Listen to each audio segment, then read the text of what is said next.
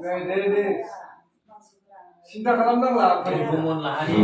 मधुमन लाहारि सिन्था खालामनांला दा निजाय माबा भाइखौ थाबा मोजां लामा फैगोन।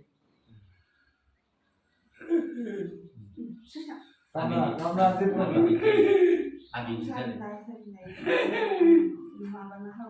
जेबो माबा लिरनांसै बायदिसिना लिरनांसै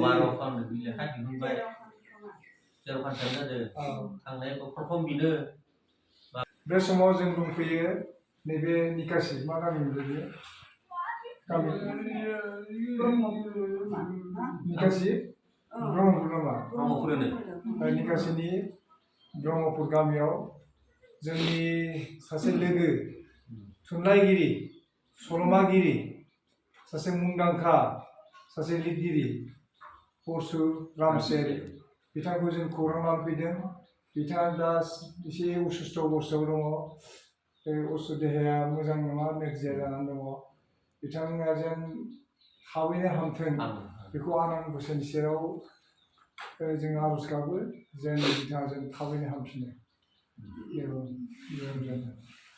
ओम त्र्यम्बकं यजामहे सुगन्धिं पुष्टिवर्धनं उर्वारुकमिव बन्धनान् मृत्युर्मुक्षयमामृतात्। ओम सर्वे भवन्तु सुखिनः सर्वे सन्तु निरामयाः सर्वे भद्राणि मा कश्चित् दुःखभाग् भवेत्। जोङो दा आनान गसाइयासो मिथिगौ बिथाङा मानो बिदि खस्थ' होदों। आनान गसाइनि अननायजों फिन मोजां मोनसे फैफिनदों सोलेरा थाजिम जाफिनदों। गोदोनि बायदि जेन थाबायनो जानो बेरायनो हाफिनो बेखौ जों आसा खालामो। सासे गाहाम लिरगिरि सल'मागिरि हिसाबै जों बिथांखौ गाहाम जानायखौ हास्थायो। मानोना बर' थुनलाइयाव गोबां बिथांनि अबदान दङ बिहोमा दङ। जोंहा बे फैनो हादों जोंहा सरल रामसियारि। जोङो गुबैयै जोङो बाक्सा जिल्ला बर' थुनलाइ आफादनिनो खामानि मावो। गतिके जों दा खौरां लादों दा बाजै दङ। बाजैया फोरमायबाय गासैबो दुखुनि खोथा आरो मा जानानै दङ बेखौ। दा बिथाङा मोजाङै रायज्लायनो हाया। जों गसाइनि अननायाव बाथौ बोराइनि अननायाव जों फिन थाजिम देहा लानानै फैफिननो हायो जोंनि गेजेराव बेखौ जों आसा खालामो। अरायबो जों माबाफोर नांनानै दंब्लाबो जों जाय खालामो गोजान जायगायाव सोरबा गाज्रि खालामदोंबाबो जेन बियो थांफिननो हायो थांफिनो मोजांजों खालामनो।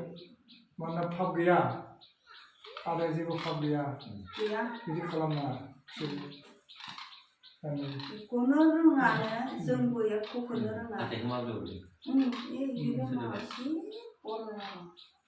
ओम शान्ति जाथों। ओम पुर्ण परम ज्योति ईश्वरपाय नमः। ब्रह्माजों थानानै नङा बियो। ब्रह्मा जुदि नोङो अनोबा नोंखौ अनोबा जाय खालामगोन बियो। सुथुर दंब्लाबो गाज्रि माबा दंब्लाबो जाय खालामगोन बियो अरायबो।